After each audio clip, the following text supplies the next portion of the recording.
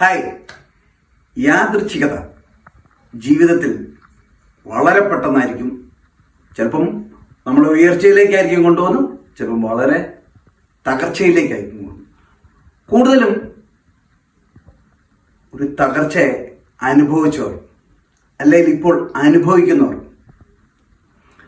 ഇതൊരു അവസാനമായി കാണരുത്.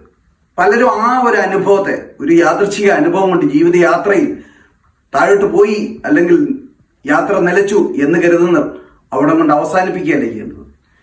പ്രപഞ്ചം നിങ്ങളുടെ പാതയെ ഒന്ന് മാറ്റുവാനായി ഇവിടെ ഒരു യാദൃച്ഛിക അനുഭവത്തെ തന്നിരിക്കുന്നതാണ്. നിങ്ങളുടെ ജീവിതയാത്രയിൽ നിങ്ങളിപ്പോൾ പോകുന്ന പാതയിൽ മാറ്റം വരുത്തണം. നിങ്ങൾ ഏറ്റെടുക്കേണ്ട ചില റെസ്പോൺസിബിലിറ്റീസ്, ഉത്തരവാദിത്തങ്ങൾ നിങ്ങൾ ഏറ്റെടുക്കണം. അതിന് നിങ്ങളെ പാകപ്പെടുത്തുവാൻ വേണ്ടിയിട്ടാണ് ഇങ്ങനൊരു യാദൃച്ഛിക അനുഭവത്തെ തരുന്നത്. എല്ലാവരും യാദൃച്ഛികമായ അനുഭവങ്ങളിലൂടെ തന്നെയായിരിക്കും ഇന്ന് ജീവിതയാത്ര മുന്നോട്ടേക്ക് കൊണ്ടുപോകുന്നത്. ഇപ്പം ഞാൻ തന്നെയാണെങ്കിലും ഒരു ട്രെയിനർ ആവണം എന്ന് കരുതി ജീവിതയാത്ര തുടങ്ങിയ വ്യക്തിയല്ല. ഞാൻ ഇവിടെ എത്തി നിൽക്കുകയാണ്.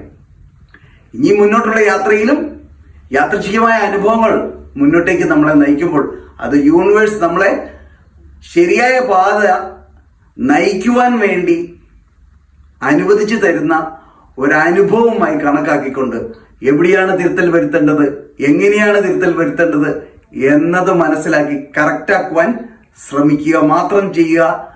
നിങ്ങൾക്കെല്ലാവർക്കും വിജയ ആശംസകൾ നേരുന്നു. താങ്ക്